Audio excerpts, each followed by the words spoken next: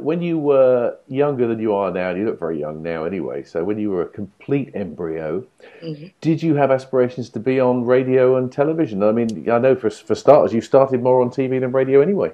Yeah, I did. I think telly was always the way that I wanted to go because it seems a lot more glamorous and seems a lot more. I don't know. Yeah, maybe. And I was always a big show off. Like actually, only the other day I went home and Mum was putting some albums into the out of the loft into something else, and there was a picture of me tap dancing with no tap. I didn't have any tap shoes, but tap dancing and singing into a horn. So I was always showing off.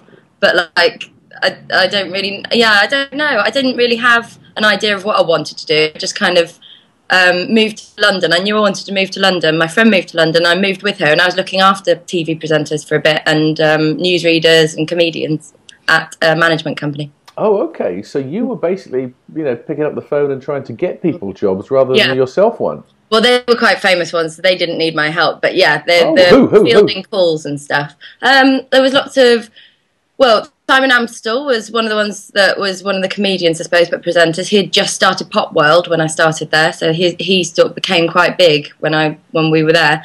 Lots of newsreaders like Kirsty Walk, Kirsty Young, and all Kirstys, and Dermot Murnahan. Who else?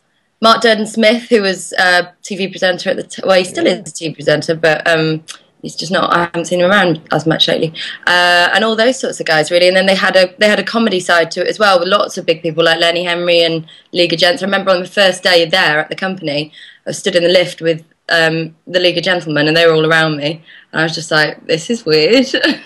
It was good fun. So when you were doing that, do you think that's where you got a bit of a buzz for doing what you do now and have done? Yeah, I used to go and watch Simon in the studio do shows. Doing pilots and things like that, and I'd go along with him, and I sat there and I just thought I'd really love to give it a go, really love to try it, but it's quite a hard thing to just go and do it because I had to leave my job to go and do it really. But I got a job on a shopping channel first. On a shopping channel, so were you doing like a bid up or something like that? It was the price drop. Oh wow, okay, I've probably seen you on there going, price down, price down, price down, buy it now. I was one of the assistants at first. I had to. This is me modelling a watch. Just to get the light, that's the necklace. Yeah, good move. Thank you. Looks like you've got a bad neck. Yeah, you had to keep really still but move to get the light. But you know what? You knock that kind of presentation. I think it's pretty skillful to be able to say, right, now, here's a pen. And you talk about this for like an hour. How do you do that? Yeah, and it's not. And do you know what? It was the best crash course in doing that sort of thing. 'Cause you had people talking about their weekend in your ear. You know, it was live. You had to go on, talk for hours about things that just were so boring, like the same things every day as well. So yeah, it was a good skill in sort of being able to say something or come up with something, or being able to field out the crap that was going on in your ear, and remember and getting the important bits when they would be like a different camera or whatever. So yeah, it was really good. And I gave myself a goal of staying for 6 months because I didn't want to get into shopping telly. But I wanted the training for it to see if I was any good at it as well. Because if I wasn't, then I was going to have to go back and, do something else really. But yeah, I found that I enjoyed it and I had a bit of a knack for it, so I went on. So your training was live on TV. That was the training. Yeah, I remember actually Mark Durden-Smith, one of the clients from Thing, he watched on my first day, and he texted. And I'd messed up. I'd gone on and I'd completely fluffed it. I'd completely forgotten what I was meant to say was coming up, and sort of just laughed it off. But he texted me and went, "Oh dear, the first thing that I saw was you messing up. Good luck, Shoob." But at least, yeah, they all tuned in to have a little look. But it was good fun. It was good fun. And was it particularly nerve-wracking, or did you feel because it wasn't on a major channel that you could get away with the odd mistake? Yeah, no, that was it. Because I don't think you thought anybody was, and because you're selling products, you kind of felt it was more about the product anyway, to be honest. So yeah, I don't remember it bothering me at all. Well, here's an interesting thing. You say that you think it was more about the product. Surely, when you went on to do this overnight TV where you were doing the sort of what was it called? The Mint. The It was Mint. a That was yeah, the ITV one, was it, or Channel 5? yeah. No, ITV, Right. ITV1. But I reckon when you were doing something like that, and they always put, a reasonably pretty girl on there or a fairly good-looking guy. I reckon there are guys late night coming in from the pub who are going, "Oh, I'll watch this because she's a bit of all right." So maybe it's not all about Yeah. the product. No, that show wasn't. Obviously, that was about getting people to call up, I suppose. But it was started off as a game show, so we had lots of games going on in the studio. But then when they realised it was costing too much to do that and all the rest of it, they just stripped it back, and then we just stood there like, call the number. So, but you ended up. I remember one of my friends sort of Googled me a few years after, and she was like, "How do they know so much about you? Like things like where your dad works and all this, and what school you went to?" And it's because of those late nights. You'd be sat there with nothing else to say, so you'd have to, I don't know, you just start talking any old crap, really, but just to get you through it. I remember blinking for a bit too long once and nearly falling asleep because it was like 4 o'clock in the morning, wasn't it? But more great experience, Kat, to do this kind of thing for you, because now if someone, chucked an earpiece in you and said, right, here we go, you're on the telly live, you'd probably be able to give it pretty much a good ad-lib go, wouldn't you? Yeah, you would. Yeah, I mean, bit rusty because not done it in a while, but being on radio and doing that now and being live, you still get that. When that red light's on, you still get that sort of, especially with the chart as well, because there are a lot of people listening, and sometimes, a little secret, if I'm hungover, I am gripping the desk sometimes, like, oh god, there's a lot of people listening, don't mess up. Yeah. But I don't think I've had a hangover on that show. I've been doing it 3 years. I don't think I've had a hangover on a Sunday for about 2.5. I soon learned that it was never going to work. So, yeah, clean living on a Saturday for me. Well, it's pretty late in the day on a Sunday, isn't it? 4 o'clock. Yeah. When I go out, I like to go out. Okay.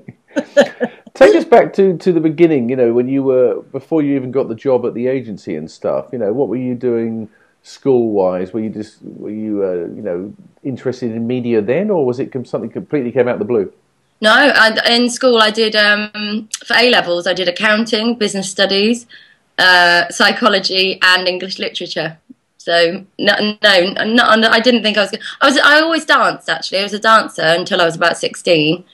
And I remember I always wanted to go to like Sylvia Young or one of those sorts of schools. I always wanted to do that, but I was never brave enough to ask my parents. And never really did anything with it. But it was the moving to London bit, I think, that my friend was living in London, my best friend, and she was a makeup artist on This Morning.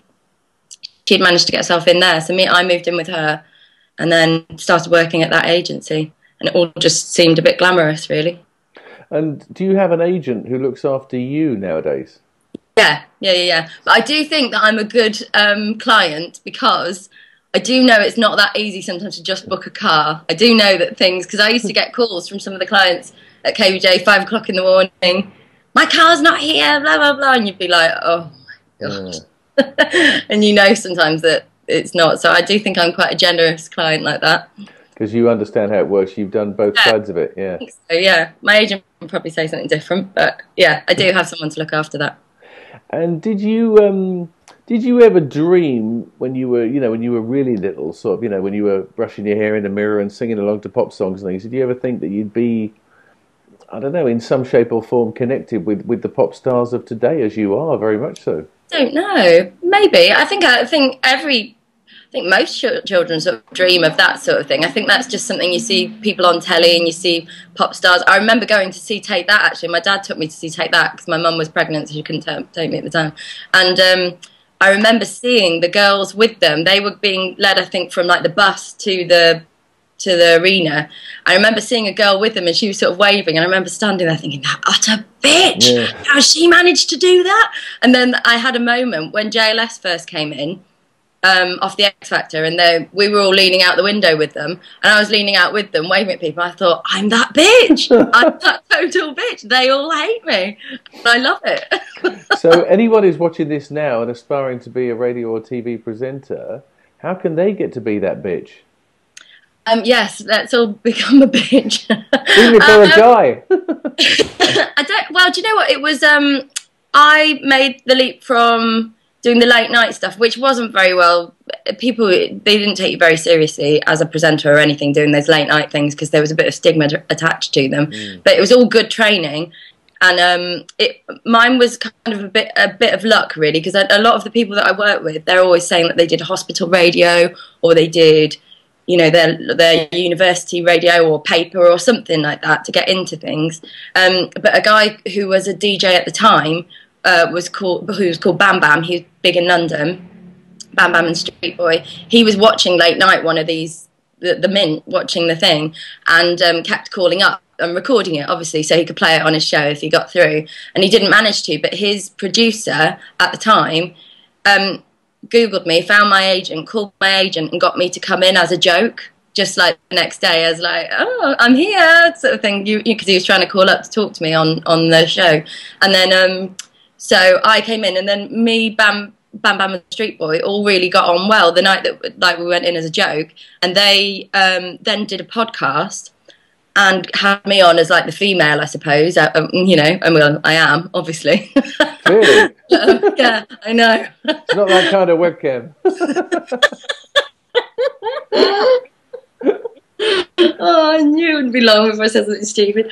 So I got on really well with them, and then they Bam Bam got the call to be on Capital, and he needed a female because they didn't want it to be so laddie. And I went in for a voice test and then got that, and then I kind of stayed on at Capital after that.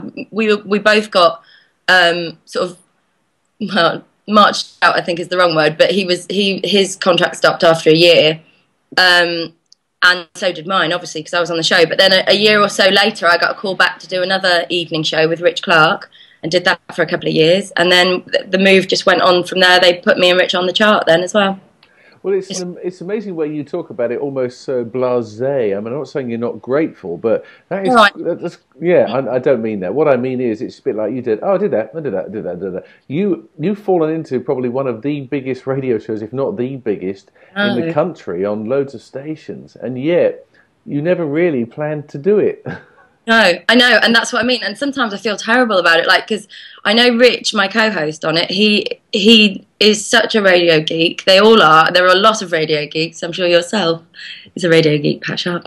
I find that with a lot of the guys in radio, they're real radio geeks and love it, everything about it. The button pressing, if they hit the vocals, if they like things like this. I mean, so many times when Rich has hit 6 o'clock, or he says it's 6 o'clock, he's like, yes, yes, in the studio.